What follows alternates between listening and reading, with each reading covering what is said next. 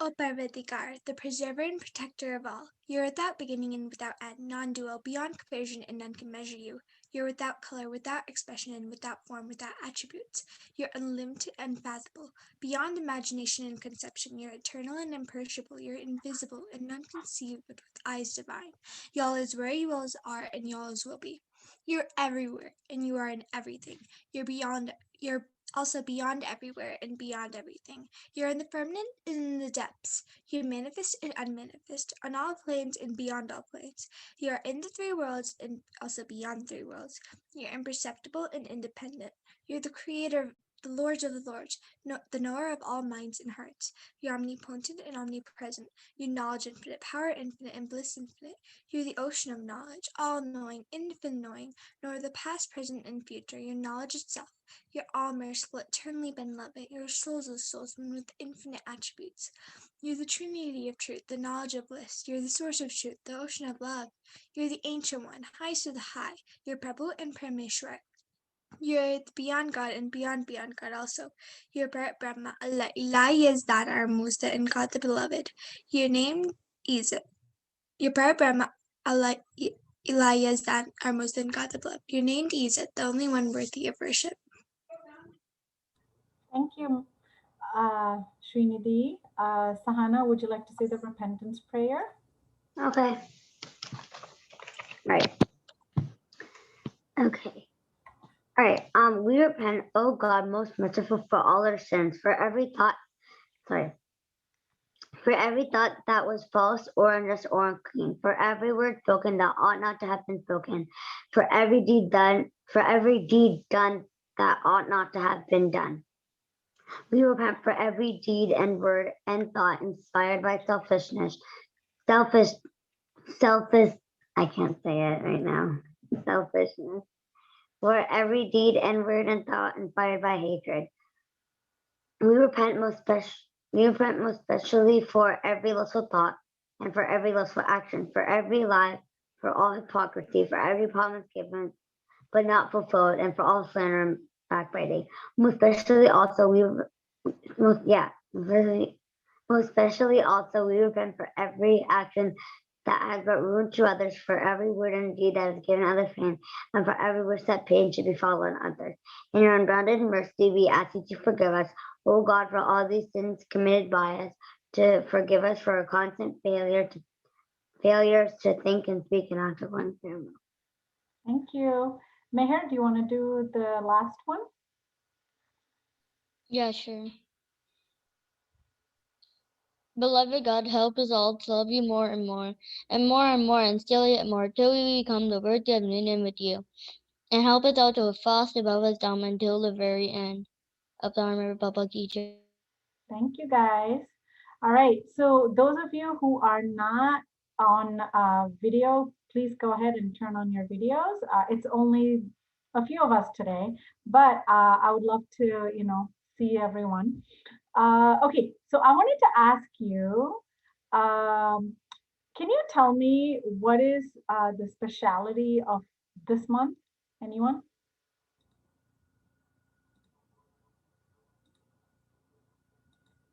Sahana, go ahead. You can speak up. I don't need to pick on you.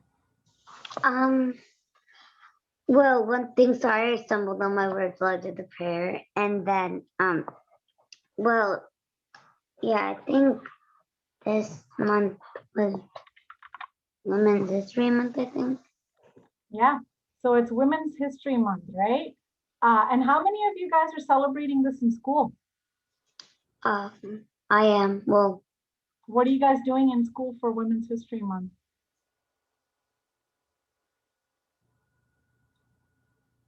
Go ahead, Simon. well, in my old teacher's class, my previous teacher, she set up the slides for us with books, and of women who made his history, like who did great things and stuff. And well, one thing is like some of them, like, I mean, it's like you don't even know the famous ones, like let's sorry, like Frida Kahlo or like Mhm. someone else. Like, I mean, they don't have to be popular or they could be unknown too sometimes, right? Okay. So we are going to be celebrating Women's History Month. I think even here, I know Shireen, you and Manasvi are going to be going a little later when we have, most of our crew back, right, on from vacation, etc. So I think celebrating Women's History Month to me is very important because uh, Baba has said some very important things about women. And one of the things that I wanted to bring to light and make you guys understand is we've come a long way, right? So can anyone tell me, and then I'll explain what I mean by that, right? So can anyone tell me how it was for women about like maybe 300-400 years ago or before that? Sahana? I'm gonna let someone else do it. If Okay, they want. you guys can just speak up. Stay off mute. We're just having a conversation. So just everyone unmute yourself. And I want participation, okay? No blank stares. Whatever you think, basically, right? Like, So what did you think it was? Like how was it for women? me? Anyone? It was bad. Oh, okay. What does that mean? They probably couldn't drive cars. Okay, well, 300 years ago, there were no cars. Wait, how many years ago? Did you say 300 years ago? Or I even heard six. Wait, I heard they're not 400. cars, but they weren't allowed to do certain things. They would have to stay home and be housewives and stuff. okay. That must have sucked. And what Yeah, else? staying at home. Shireen, you were gonna say something? Oh, sorry. They didn't really have the right to vote in some countries, like America. Right. Okay. Srinidhi, any thoughts? Well, 300 to 400 years ago, well, women couldn't had to wear dresses. They couldn't exactly wear pants or shirts. And they couldn't be in the military. So let me ask you this, right? Okay, so there's in humans, there's women and men, right? So typically, like that's what we see. We do have transgender, etc. as well. But my question is, why don't we celebrate Man's History Month? Why do we have a Women's History Month? Why is it setting us? Why are women being set apart? I can answer that. Yeah. Well, one thing, men will not say now, probably, but then they think they're all that, but they really weren't. Like, I mean, there's like some kids in my school who are like, boys are stronger than girls. I'm like, we make you, we have you.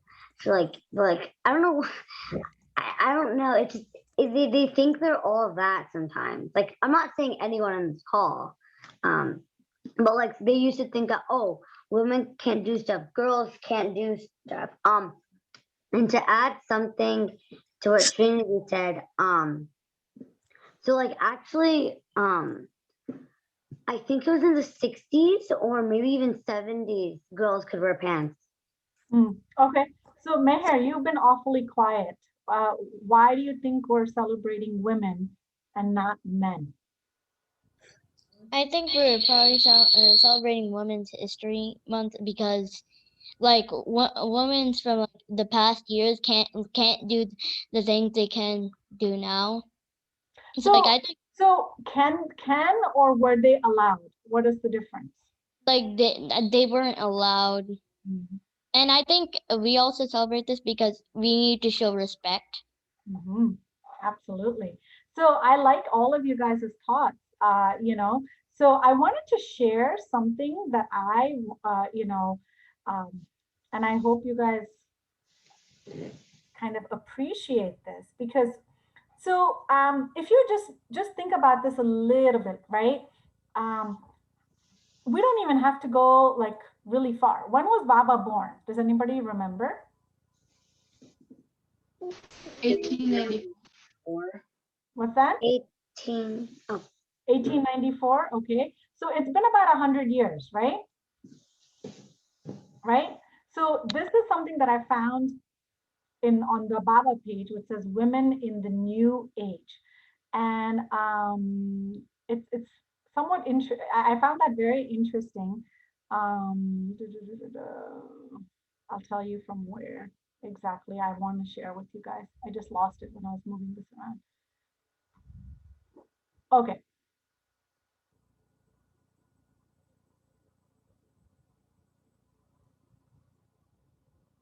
Okay, can somebody read from here?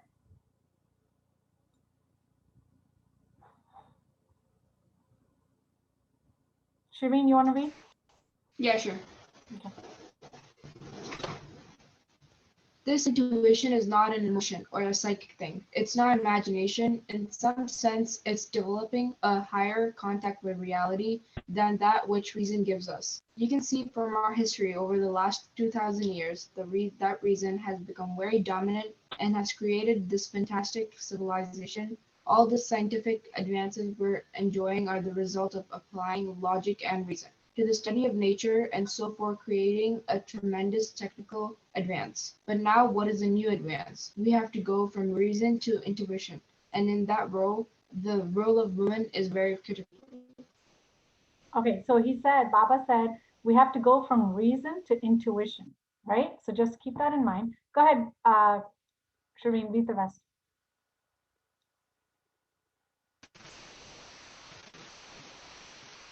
In the cultural sense, the West has become the leader in reason and science, and the application of logic. That is probably why the role of women has to change in the West. Women's role in this past has been subdominant. It has been important, but what is subdominant? Go ahead, Shireen. Do you want to explain what subdominant is? I'm not pretty sure.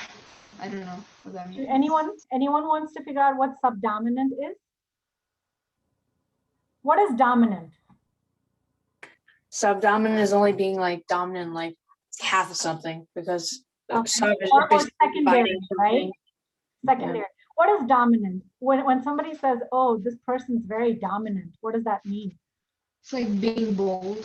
Yes, being bold or being kind of Powerful. or leader or something like that, right? So what did Baba say? The women's role has been subdominant. So what does that mean? It isn't as dominant as it should be. And then Right, it's not as dominant as the male role, right? Okay, so go ahead, keep reading, Shireen. It has been important, but we don't have to belabor the point. Has been considered as being on a much lower level. Women have been treated in a certain way in the male-dominated cultures of the West. That has, of course, roots in our Judaic-Christian background of God the Father. The male was always emphasized. The Bible portrays the role of women as submissive. Really, up until very recent time. What is submissive? Anyone? Guys, just speak up. What's submissive? If you don't know, you can tell me. We can figure this out together. It's like confirming. All right. Or so what is the opposite of dominant? Would you say submissive is the opposite of dominant? Like what is it basically like kind of saying yes and agreeing to everything, right? So if the submissive is almost like a weaker part, right? Like so when somebody says you need to sit down here, you say okay, and then you sit down. That's kind of being submissive, right? You are you're kind of saying yes and conforming to everything that a person's saying, right? So it's the opposite of dominant is submissive. Go ahead, Shireen.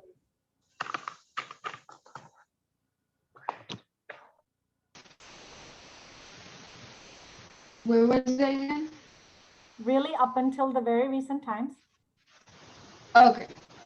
Really up into the very recent times and in different cultures at a different rate of growth, the male has been the dominating figure in the culture, in the arts, in the family structure where it all began. Daddy knows best, but that has to Change. Right. Okay. So let's stop there. I mean, we can read this a little more later, but I think it's important that Baba himself, right? God has come down. The avatar himself recognizes that women have been submissive all throughout these years, right?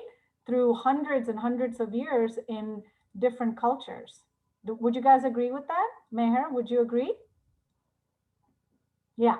So what I wanted to do here, I thought it was really beautiful and interesting because what did Baba say? Baba says, but that has to change, right?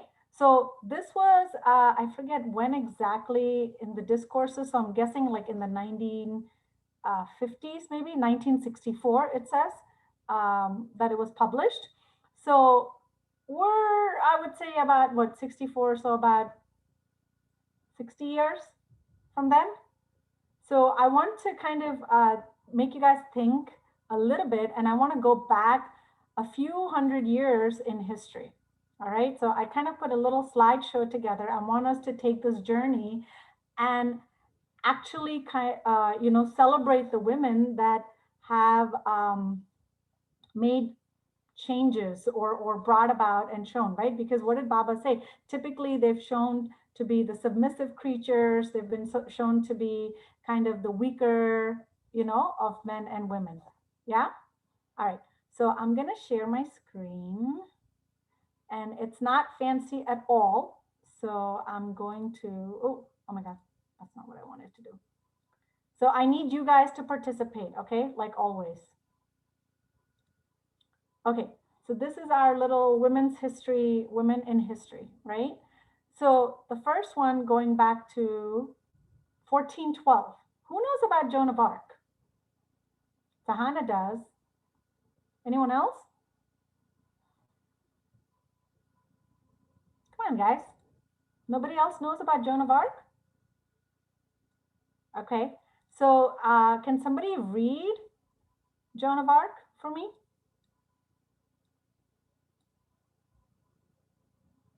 I was trying to, okay. I can. Go ahead, Srinidhi. Joan of Arc, 1412. Born a daughter of poor farmers in France, her country was in the middle of what would come to be known as the 100 Years' War. When Joan was 13, in the midst of war, she began to have visions. She saw herself speaking to the leader of France, Charles, the king's son. She dreamed of riding a horse into battle and helping end the war. She believed that these waking dreams were divine messages from Saint Michael and Saint Catherine. When Robert de Bourgeois told her dreams, and with the support of villagers, he gave her the blessing, and she cut her hair short and dressed in men's clothing. She helped fight the war. She won many battles. However, on 23rd May 1430, she was captured at Compiègne by the Bourguignon faction. A group of French nobles allied with the English. She was later handed over to the English and put on trial by the pro-English bishop Pierre Cauchon in a variety of charges. After Cauchon declared her guilty, she was burned at the stake on May 30, 1431, dying about 19 years of age. All right, so what do you think of this girl? I mean, she was still a teenager when she died, right? 19. Sahana. Well, one, like actually she was burnt on the cross, which is kind of scary. Mhm. Wait, could you like say the question again? No, I mean, I just want to know your opinion. Like, What do you guys think? She's 13, and it was, were there women in the army? No, not No. at all. But why? So what did she do? What did she have to do? She had to dress like a man, right? Cut her hair Mhm. short and then say, okay, I mean, only some people knew her secret, right? Like Charles, the king's son, knew the secret. But how does that make you people feel here? I mean, I know we have majority girls here. We have two boys. I want to hear Meher and Soham too. What do you guys think of all of this? Soham? Sorry, what, Mom? What do you guys think of Joan of Arc? I mean, she went into the army, so I mean, she was pretty brave to do that. Against what? All the rules, right? Hmm. I mean, is it common for women to go into the army now? Not Yeah. as, it's still not. There's half women, half men. Yeah, I mean, it's more common than it used to be, right? Like she was one girl, and that too, she was 13, right? When she started having visions, and she's like, "I'm gonna fight for France. I'm gonna do this." And she was basically, like Sahana said, burned on the cross, etc. Meher, how does that make you feel? What do you think of this girl? Or do you think she's strong or weak? Yeah, Or... she's kind of strong and like she wanted to fight against the France. Like she's brave enough to. Mm-hmm. Okay. Like she didn't want to like be the spectator. She wanted to be in it. Right. And why? Because her people, it's 100-year war, guys. Can you imagine 100 years of war? I mean, if we're constantly fighting, are people happy? No. And like I said, take away, let's just have a conversation. This way you're not constantly pressing the mute button or unmute button. Okay, so this is Joan of Arc, but I also want, I mean, some of these are a little big. We don't have to read the whole thing, but I do want to kind of show you the strength that women have and exhibit, right? Only a few names come by, but you know, we're all strong, right? Okay, so Soham, you want to read this about Mirabai? Mom, I'm on my phone. I can't really see anything. Okay. Come here, so All right, that's okay. Meher, you can read. Hindu mystic and poet whose lyrical songs of devotion to the god Krishna are widely popular in northern India. Mirabai was a Rajput princess, the only child of Ratan Singh, younger brother of the ruler of Mithra. Her royal education included music and religion, as well as introduction in politics and government. An image given to her during childhood by a holy man began a lifetime of devotion to Krishna, who she worshipped as her divine lover. Mirabai was married in 1516 to Bajarai Bujai, Crown Prince of Mewar. Her husband died in 1521, probably a battle of wounds, and thereafter she was the victim of much persecution and injured at the hands of her brother-in-law when she ascended the throne, and by his successor, Vikram Vikram Singh. Mirabai was something of a rebel, and her religious pursuits did not fit the established pattern for a Rajput princess and widow. She spent most of her days in her private temple dedicated to Krishna, receiving sadhus, holy men, and pilgrims from throughout India and composing songs of devotion. At least two attempts made on her life are alluded to in her poems.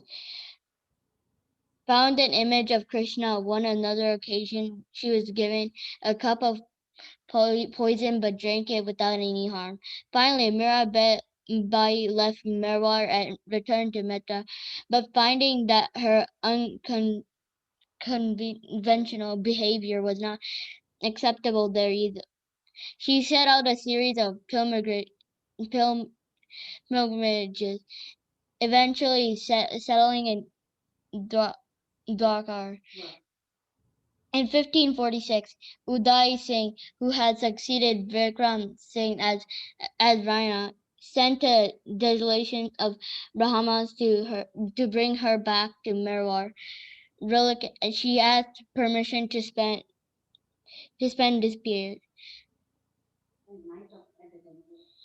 the night at the temple of Krishna, and the next morning was found to have disappeared. According to popular belief, she miraculously merged with the image of Ranchali, but when whether she actually died that night or slipped away to spend the rest of her years wandering in disguise is not known. Mm. Okay, so this is a completely different story, right?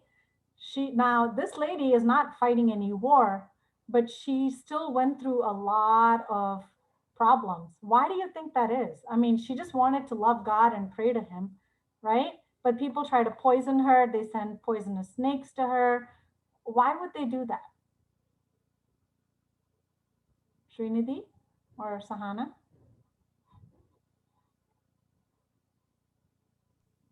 Any thoughts?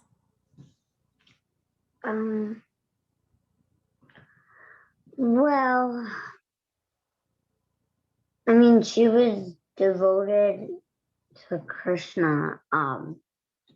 Yeah, but Mm, so what? They were all Hindus. It's not like she was devoted to Krishna in a Muslim family, right? Like, you know what I mean? There's no religious issues here. So why was she considered a threat, right? because I mean, I think at the time you could like love God, but you have to. And I heard when I read a different book, like or I actually looked her up like a year ago and stuff.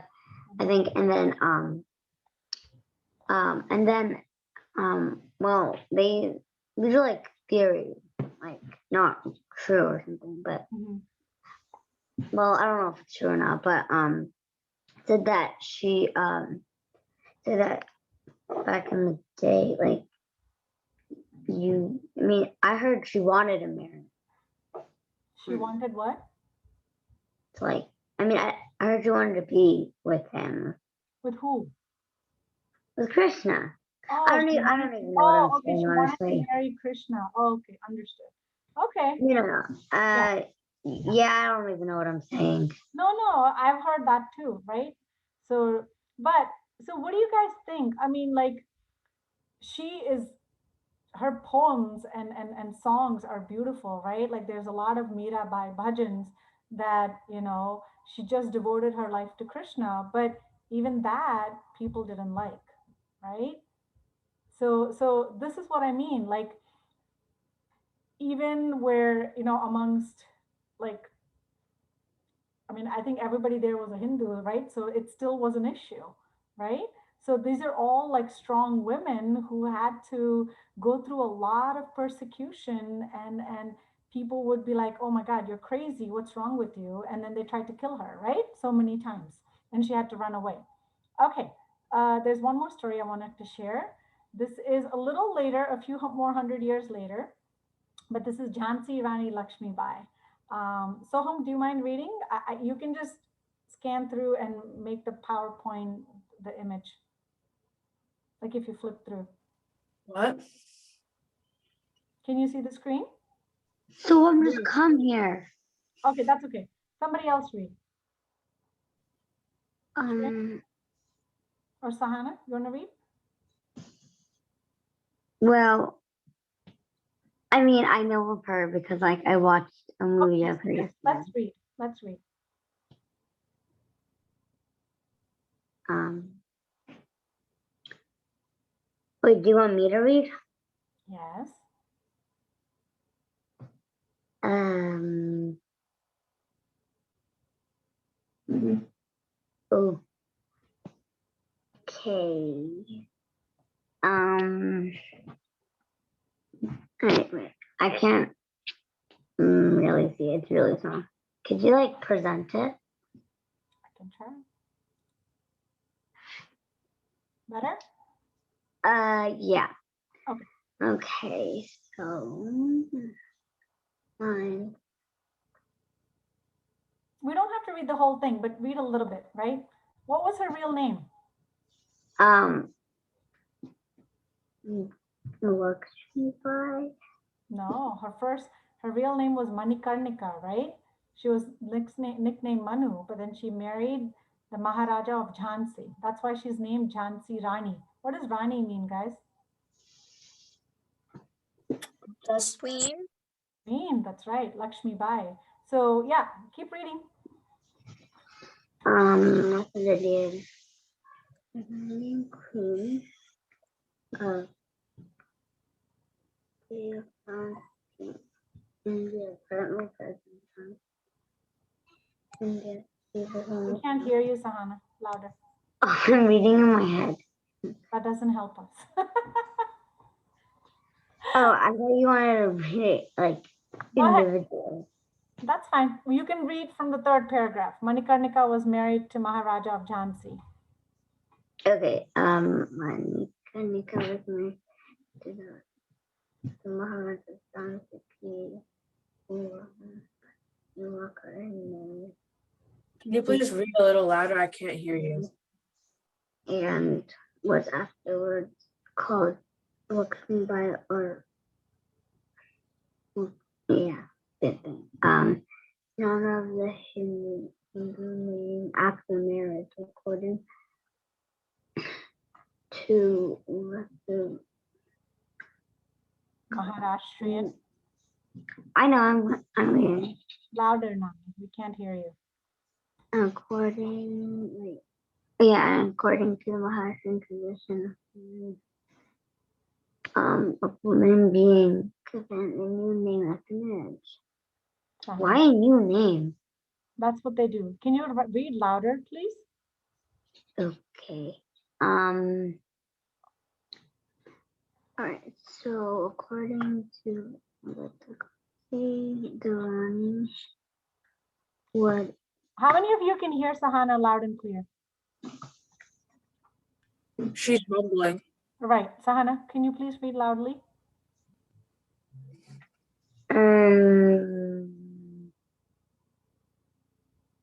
Just like you did when you and Srinidhi presented. Come on, read loud. Okay. I'll try. Wait, where am I? According to Vishnu Bhatt Godse. I know, I read that sentence. We didn't hear.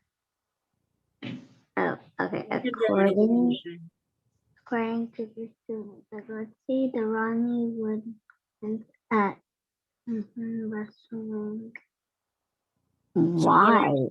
I still can't hear you at all. Okay, that's okay. Sahana, we'll talk to you later. So somebody else want to take over for her? I guess I could read. Yeah, go ahead. Should I just start from the beginning of the you third? Just read from the Vishnu Bhatt Godse. I mean, the other one just tells you the years and stuff, right? According to Vishnu Bhatt Godse, the Rani would exercise at weightlifting, wrestling, and steeplechasing before breakfast. An intelligent and simply dressed woman, she ruled in a businesslike manner. After her husband died, she was asked to leave Jhansi. However, she decided to fight for her country. She defended Jhansi against British troops, and when Sir Hugh Gross besieged Jhansi on March 23rd, 1858. Her tomb is in the Phul Bagh area of Gwalior. 20 years after her death, Colonel Malleson wrote in the History of Indian Mutiny, Volume 3, London, 1878. Whatever faults in British eyes may have seen, her countrymen will ever remember that she was driven by ill treatment into rebellion, and that she lived and died for her country. We cannot forget her contribution to India. Colonel Malleson. That's right. So I mean, this was a strong lady, right? Like her husband died. I didn't go into a lot more, but she even had a son who passed away, and then she adopted a kid, and she would, like, I don't know if any of you have seen the movie, but she would literally fight with her kid strapped to her body, right? So, and this was a strong, strong lady. So boys, don't, underestimate the strength of women, and girls, don't ever think you're not strong, right? All right. Who wants to go into the next one? So this is pretty impressive, right? Like this is going back to, when is it? 1857. All right. Let's get to some American history.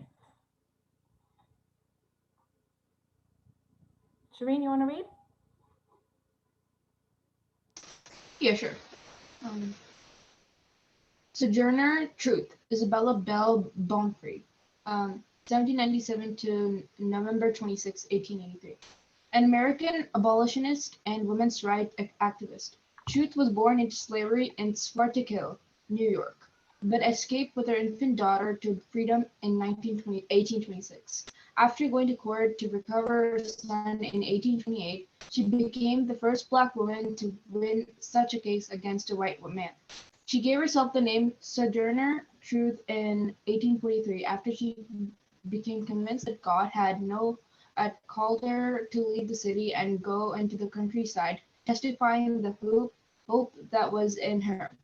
Her best-known speech was delivered extemporaneously in 1851 at the Ohio Women's Rights Convention in Akron, Ohio. The speech became widely known during the Civil War by the title "Ain't I a Woman?", a variation of the original speech written by someone else using a stereotypical Southern dialect, whereas Sojourner Truth was from New York and grew up speaking Dutch as her first language. During the Civil War, Truth helped recruit Black troops for the Union Army. After the war, she tried unsuccessfully to secure the land grants from the federal government for formerly enslaved people, summarized as a promise of 40 acres and more.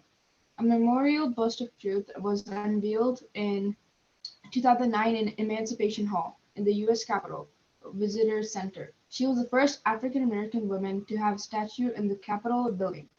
In 2014, Truth was included in the Smithsonian Magazine's list of the 100 most significant Americans of all time. Do you guys know about this lady? Soham, you know? Is there anything I else? know. Go ahead. Somebody was saying something, sorry. I know. Okay. So think about this, right? When did we get to our Emancipation Proclamation? What year was that Abraham Lincoln signed, right? Does anyone know? Wasn't it like 1827? I think so, somewhere around there. I'm terrible with my history, but I loved reading these because I think it was very, very impressive, right? This was a few years, I would say, you know, like what, 30, 40 years, no, a little more than that, before Baba was born. But do you see like how things are changing throughout history, right? Like there are, and think about this. I mean, what could have happened to her in 1826? Like she could have been easily like hurt or killed or whatever. I mean, this was a big risk that she took, right? She was in slavery. She pulled herself out of slavery, right? Um, I know there's a lot of other women like Harriet Tubman, etc. But how does this make you girls and boys feel about where we are now compared to what it was 200 years ago? This is not even that far, right? We're in 2020. This is 1820. 2021, not 2020. I mean, okay, sorry, we're in the 20, yes, but almost there, right? So how does that make you feel? Makes me feel I don't know, like I haven't been on Earth for a long time, I guess, because there's so much that went on in like the last like 200 years. Mhm. Yeah. What about you, Shireen? How does this, like all of this stuff reading, how does it make you feel? Yeah, things have changed a lot since like 300 years ago. Like everything is more like developed now.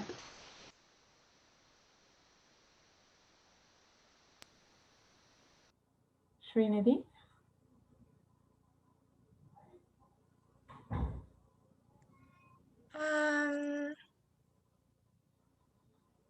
Well,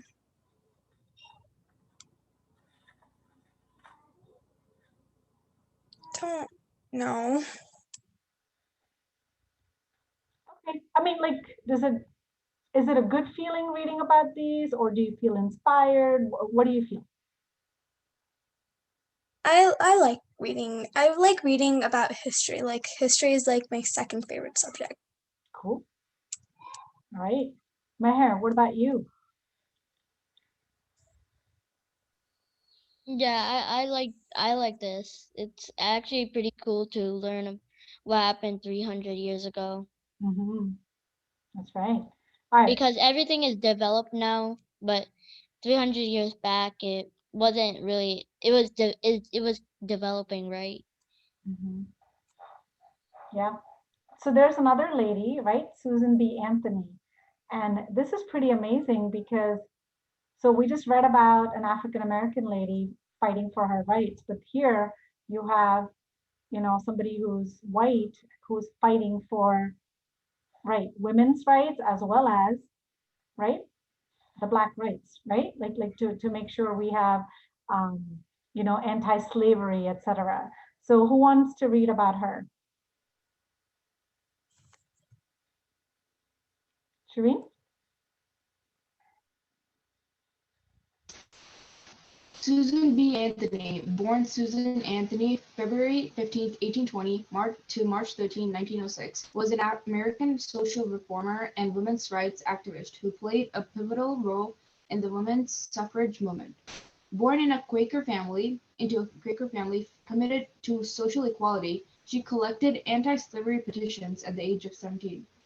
In 1856, she became the New York state agent for the American Anti-Slavery Society. In 1851, she met Elizabeth Cady Stanton, who became her lifelong friend and co-worker in social reform activities, primarily in the field of women's rights.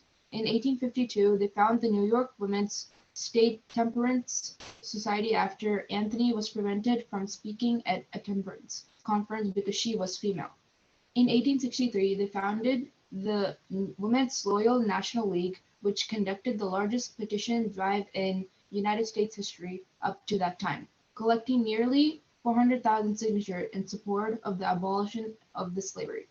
In 1866, they initiated the American Equal Rights Association, which campaigned for equal rights for both women and African Americans. In 1868, they began publishing a women's rights newspaper called The Revolution. In 1869, they founded the National Women's Suffrage Association as a part of a split in the women's movement.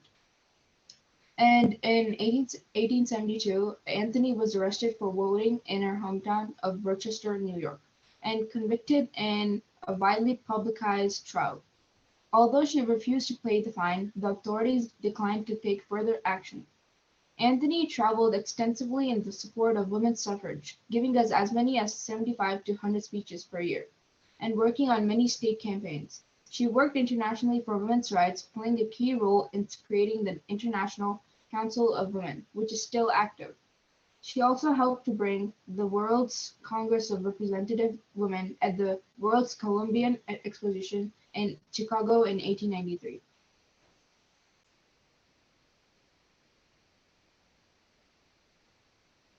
I had my mute on. I was saying we have a lot of the girls now. Look at how hard these people had to work to make people's mindset change, right? Because if you think about it, there was a lot of fixed mindset, right? Back then, saying, oh, no, women can't do this, women can't do that. But no, that's not true. Women actually can do it. So there's one more. Soham, you want to read? Like I said, I can't see Can you anything. zoom in? Come over here, Soham. That's okay. I Leave could it. read. I do know. Oh, that's so cool.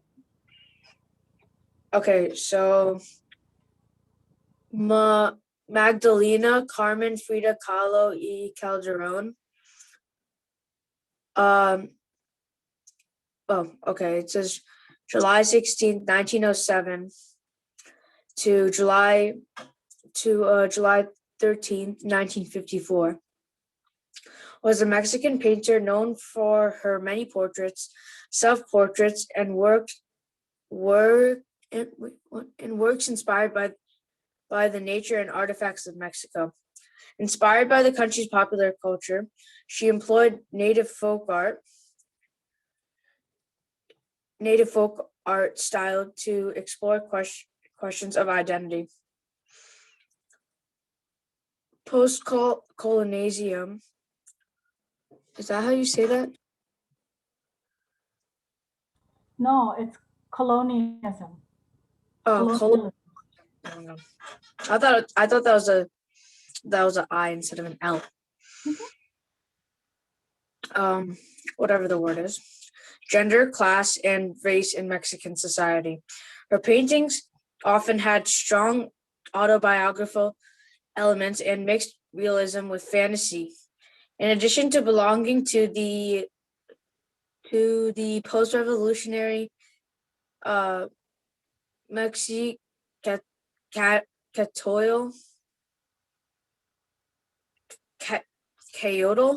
Mexicayotl movement, which sought to define a Mexican identity.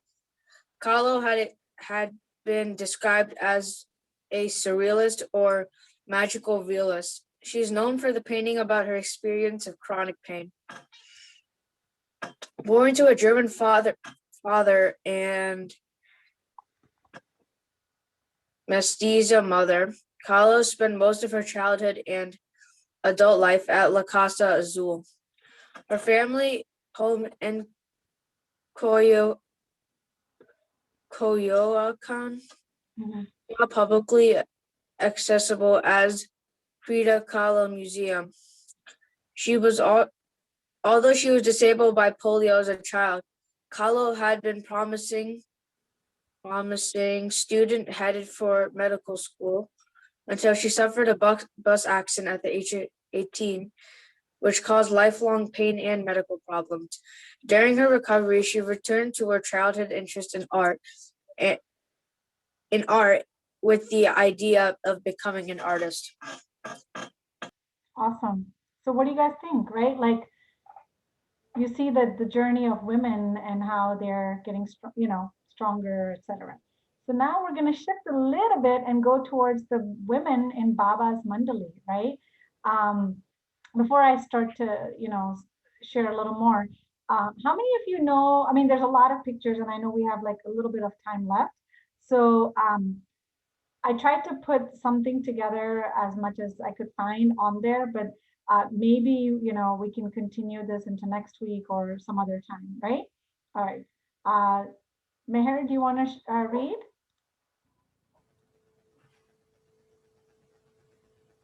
So who was the most important disciple or women disciple of Meher Baba?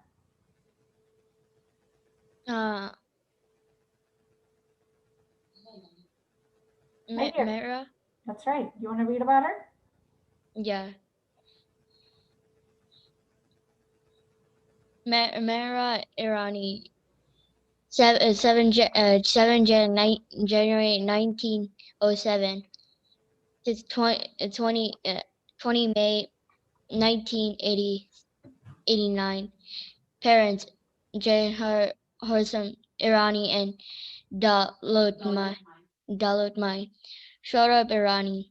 Sister Frini Biroja and brother Kesrap B. by June 1905 and November 1907. Mera Janar Jangir Irani was Meher Baba's closest mandali. Meher Baba said she was the pure soul in the universe and said that she loved it as she ought to be loved. He called her his Radha and said, "She is my very breath, without which cannot live." Considered the purest soul on earth, Mira and her mother came to Baba when she was very young. They left everything to be with Baba and lived a very simple life with the rest of the woman mandali. Mira's only aim in life was to please Baba and do everything he asked.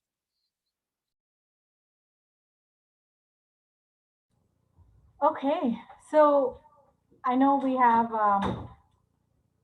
all know about Mehra, and I tried to put a little bit. Does anybody have any other things they want to add or maybe perhaps know about Mehra?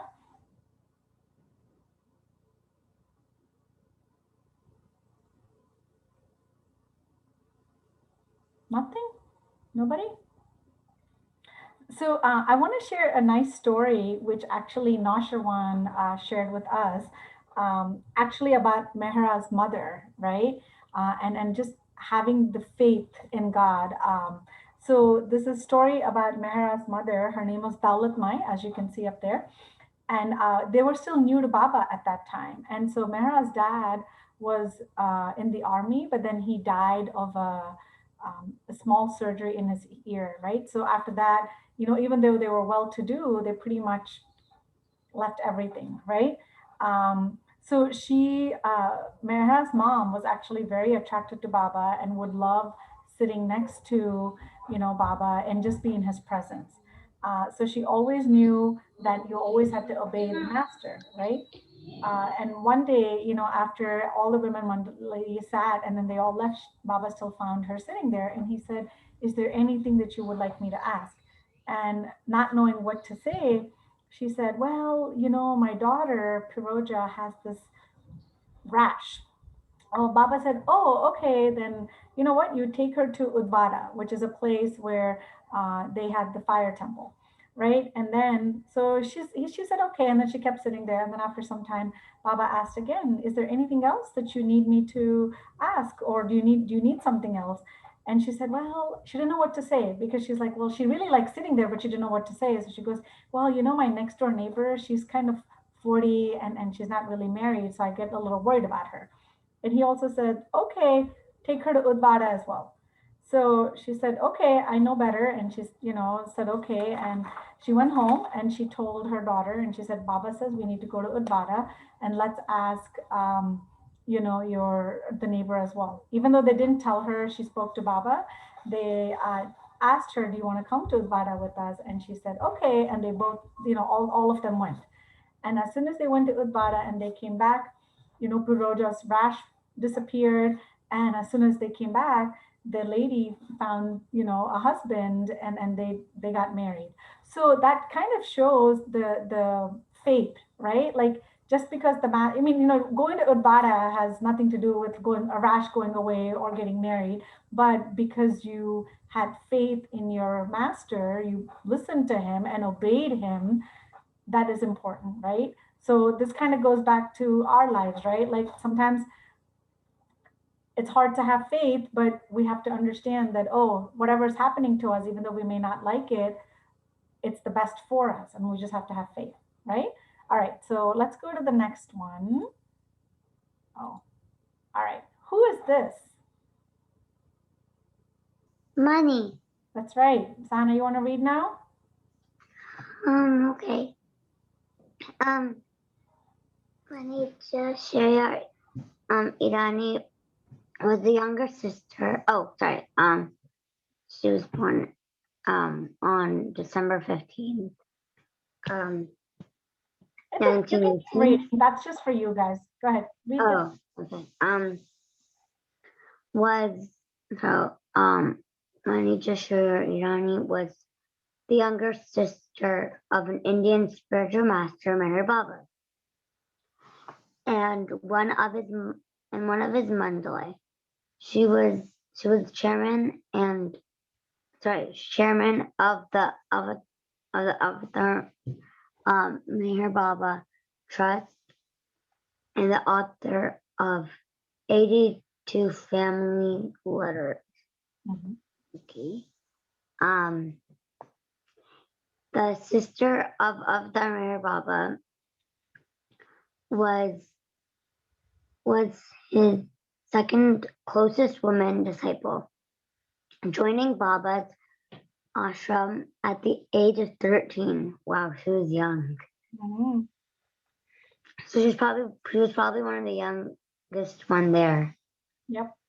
In those early years, Meher Baba traveled. Wait, what was that word again? Could you zoom in a little bit? Repeatedly. I can't zoom anymore. You can? No. For me, it's really small. Oh, maybe I can. Okay. Yeah. Repeatedly for. Yeah, because on my screen it's really small. Oh, sorry. Okay. Okay. So for his work. Always with chosen members of his mandali joining him. The stress of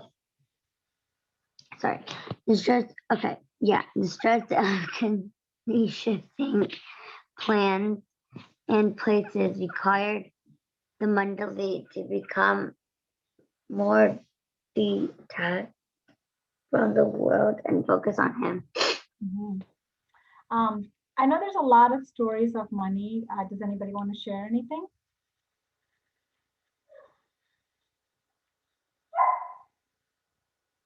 Okay. Let's go. Oh. So this is Elizabeth Patterson, the lady on the right. Why are we talking about her? I mean, we don't need to like go through the whole thing because I know we're a little after, but why is she important when we're celebrating Women's History Month? You guys know?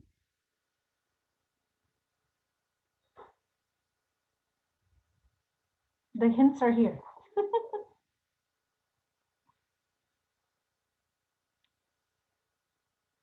Come on, guys. So she established, along with someone else, what? The Myrtle Beach Center, right? Did you guys Didn't know she that? fund a lot of stuff for it? What is that, Soham? Didn't she fund a lot of the programs for him? Yeah, and what was the criteria of the Myrtle Beach Center?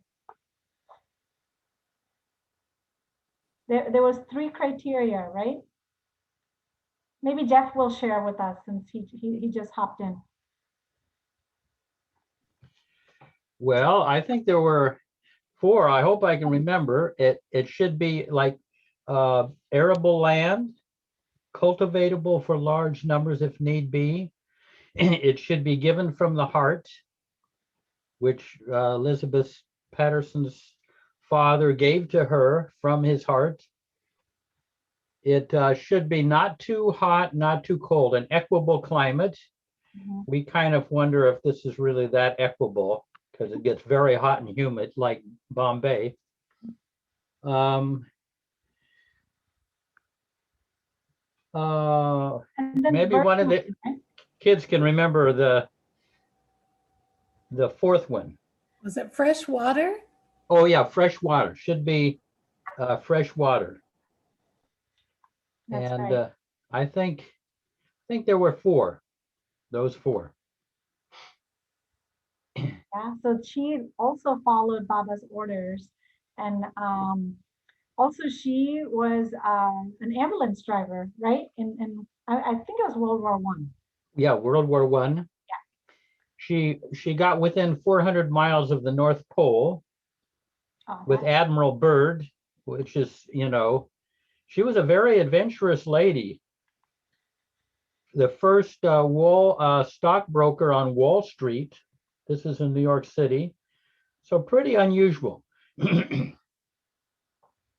Oh, wow, I did not know about that. So I'm glad you're here, Jeff. We're celebrating Women's History Month, and we've kind of gone from Myrat, like from Joan of Arc, all the way through, Baba's Mandali. Yeah. And so you went through a number of them and you got to Elizabeth. Yes, well, yeah, whatever we could try to fit in. We still have Kitty and I believe Norina. Yeah. I think we'll have to do more next week.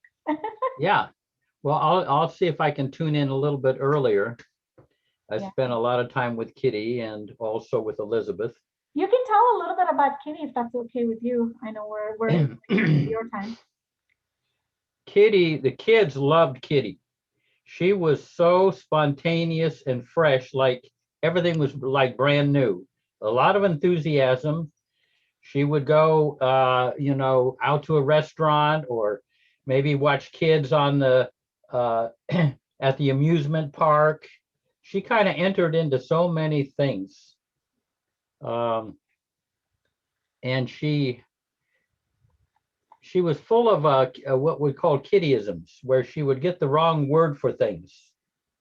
But one time, for example, Shireen, this is Baba's niece, no, his great niece, was coming to the center. And Kitty heard that, she was terrified of snakes. And, so she kept telling us, and I now don't bring anything, mention anything about snakes. Now don't, she's terrified of snakes. You'll spoil her state. Don't say anything. Even if you say snake, don't say anything. So she was going on like this for like a couple of months before she came. And then when Shireen came, Kitty opened the door at Dilruba and said, "Oh, would you like a cup of snakes?" It was so much on her mind that she, instead of a cup of tea. So that's kind of, she could goof up, but a delightful person. But she was a piano teacher.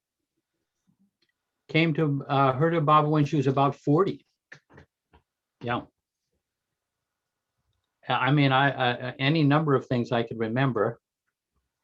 What about the kids? Any questions about? Is that Mayhair there?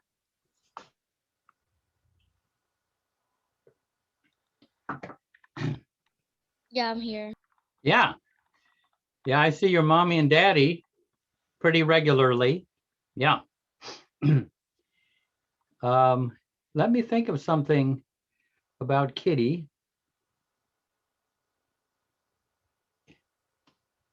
I'm drawing a blank at the moment. Do you have anything to say about Norina? I never met Norina, but she was, she was able at one period of her life to receive words from Baba and transmit them to others. Baba confirmed that. So she would give these talks in New York that were very powerful, and Baba was kind of like speaking through her. But she and Elizabeth were the ones who, and Darwin Shaw helped to develop the center. You couldn't even get to the land from the highway. They first came at low tide when they were able to take a Jeep along the beach and come onto the property. Yeah. Yeah. So guys, that kind of wraps up our show for today. Yeah. Does anyone have any questions? What did you guys think? I mean, we talked about, what Baba said in his words on how things needed to change, right? In terms of women and how they were the less dominant or submissive. What do you guys think now? Do you think that's held true? You think Baba's words are coming to become true? I know somebody said you couldn't even wear pants like back in the 60s, right? I said that. Yeah, you said that. Yeah. No, but it's true. Mm. Yeah. I think Mom, remember the time we watched that like 45-minute movie on that girl Mary Ann or something, and something. No, but that's okay. So like a Christmas thing, and like she wants to go to her grandpa's.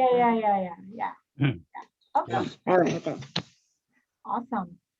So we've come a long way, and we have actually Baba to thank a lot for, right?